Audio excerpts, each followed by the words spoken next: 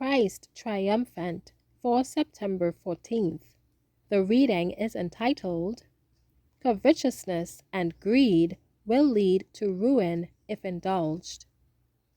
John 13:21. Verily, verily, I say unto you, that one of you shall betray me.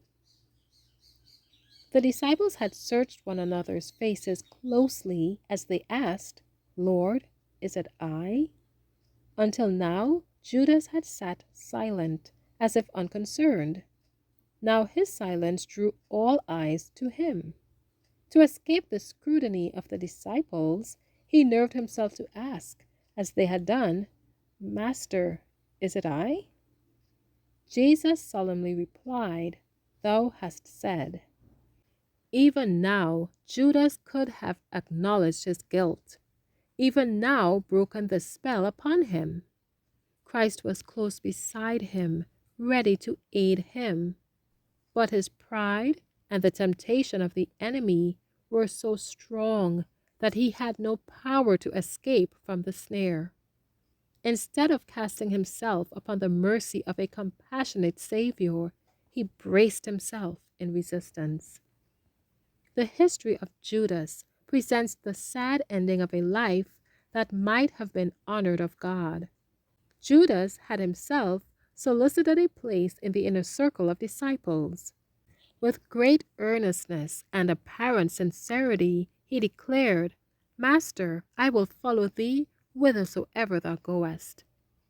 The disciples were anxious that Judas should become one of their number.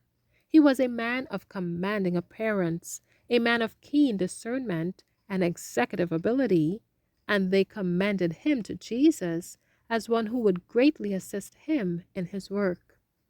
The face of Judas was not repulsive. It was keen and intelligent, but it lacked the tenderness and compassion that is seen in a truly converted person. In ministering to others, Judas might have developed an unselfish spirit. But, though listening daily to the lessons of Christ and witnessing his unselfish life, Judas indulged his covetous disposition. Christ read his heart, and in his teaching he dwelt upon the principles of benevolence that strike at the very root of covetousness.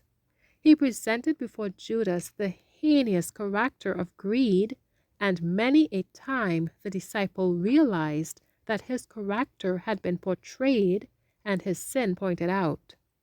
But he did not confess and forsake his unrighteousness.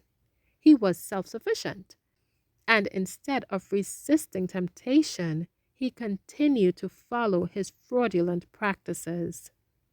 Though Jesus knew Judas from the beginning, he washed his feet, and the betrayer was privileged to unite with Christ in partaking of the sacrament. To him had been offered the bread of life and the water of salvation. To him the Savior's lesson had been given. But Judas refused to be benefited. Thank you for listening.